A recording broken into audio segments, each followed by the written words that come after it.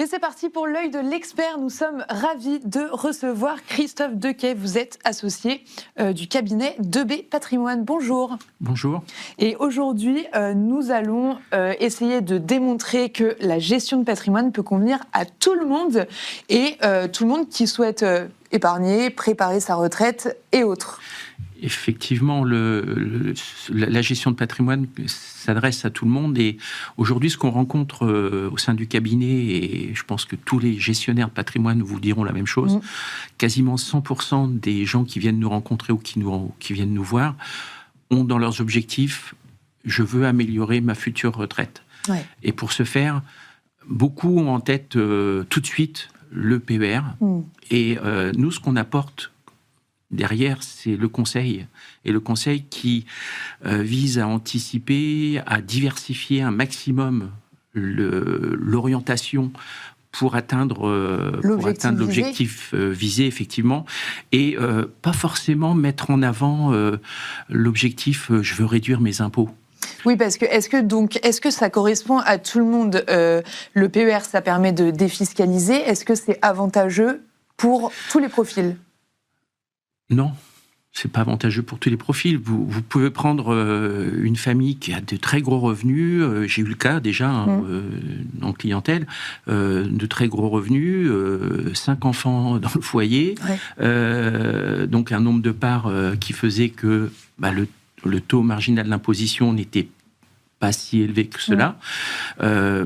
Tant qu'ils avaient leurs enfants mais c'est ça, charge, mais à 25 ans, c'est fini. Les enfants sont obligés de partir du foyer fiscal de leurs parents. Oui, mais après, c'est là où le rôle du conseiller en gestion de patrimoine est important, puisque un conseiller en gestion de patrimoine, c'est pas un vendeur.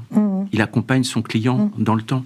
On définit des objectifs, et ces objectifs peuvent même évoluer, changer. Bien sûr. Et on est là pour vraiment conseiller sur mesure le client et quelque part anticiper et diversifier un maximum les solutions qui sont à mettre en place. Et par exemple, si quelqu'un vient vous voir et qui vous dit je souhaite améliorer mes revenus pour la retraite, qu'est-ce que vous pourriez lui proposer pour autre que le PER, par exemple, selon son objectif, etc. Oui, j'imagine que c'est très personnel. C'est ce que j'allais vous dire.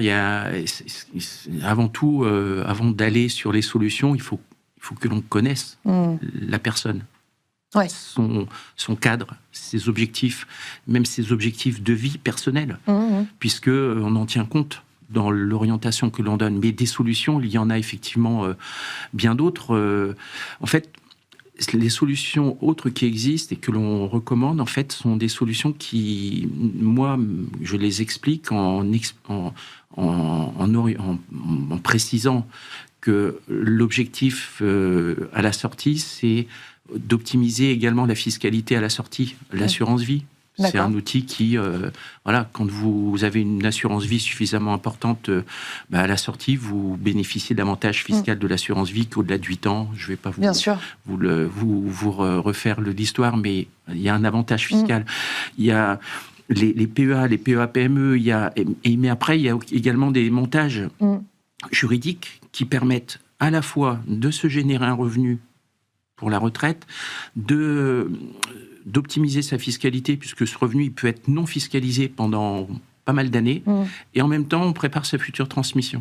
Par exemple un exemple, quelqu'un qui vient me voir en me disant, voilà, j'ai du cash à placer, une somme importante, alors importante, à minima 100 000 euros à peu près, il constitue une SCI.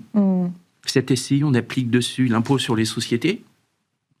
On investit, la SCI investit sur des parts de SCPI, les bonnes, qui sont sur le marché et qui fonctionnent très bien.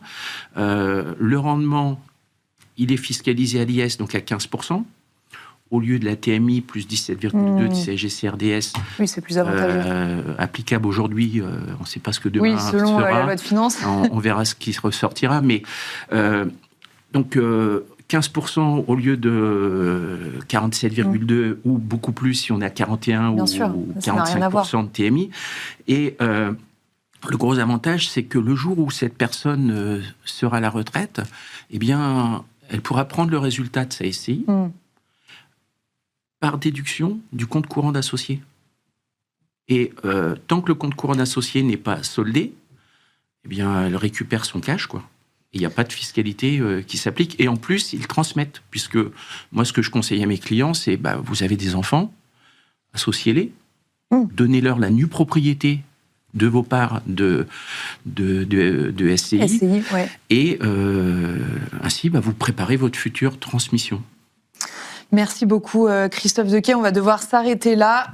En résumé, le message à faire passer, c'est que la gestion de patrimoine s'adresse à tout le monde, hein, c'est ça ? Ça s'adresse à tout le monde et recevoir un conseil personnalisé dans le temps, c'est ce que j'apporte moi personnellement à tous mes clients. Merci beaucoup Christophe Dequet. Vous êtes associé du cabinet 2B Patrimoine. Merci beaucoup et merci à vous de nous avoir suivis. On se retrouve très vite sur Bismart.